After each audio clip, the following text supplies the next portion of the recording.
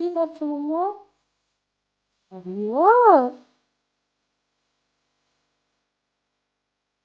বাপরে বাপ, খুব টেস্টি। বলো খুব টেস্টি।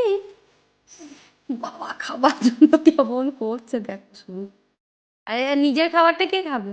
এই যে এখানে ওর নিজের খাবার আছে কিন্তু খাবে না। ওর খাবারটা দাও। খেয়ে নাও খেয়ে নাও, কর্নফ্লেক্সটা খেয়ে নাও খেয়ে নাও। বাবা বাবা বাবা, গুড গার্ল।